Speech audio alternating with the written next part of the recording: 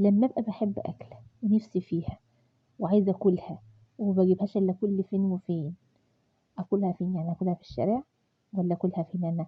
كمّل الفيديو معايا للآخر واعملوا متابعة للقناة ودوسوا لايك، ربنا يكبر بخاطرك يا اللي هتعمل متابعة للقناة. طب قولوا لي بذمتكم ودينكم حد ما يحبش العظمة دي؟ والله ده عظمة، اللي بيحصل النهارده في بيتنا عظمة. أنا يا جماعة باحب السمك جدًا، جدًا، والله العظيم ما باجيبه إلا كل فين وفين.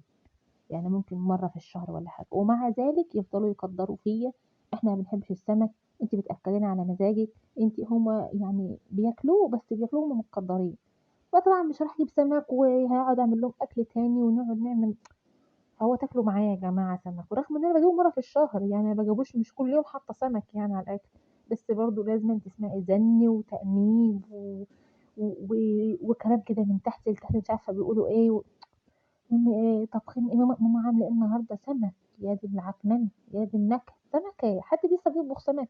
حد لسه بيجيب سمك؟ ماله السمك، ماله السمك، ده والله العظيم تمن السمك أغلى من الفراخ، تصدقوا دي بقى؟ يعني كيلو الفراخ عندنا ب65 كيلو أنا جايبة كيلو البولتي ده ب85 جنيه، أغلى والّا مش أغلى؟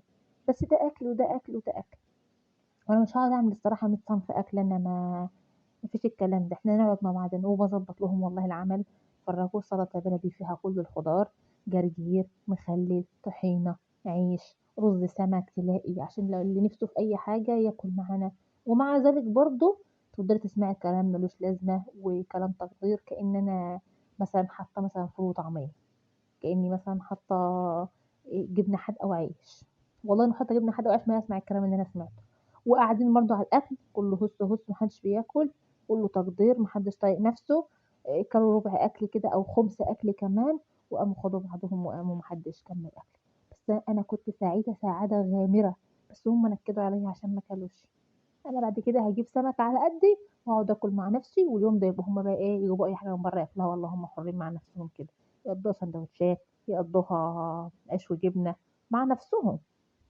يعني أنا مش حتّة المَرّة اللي أنا هاكلها في الشهر كمان هيقدّروني عليها. اوعي تنسي تخلّصي الفيديو وما تعمليش متابعة للقناة أزعل منِّك.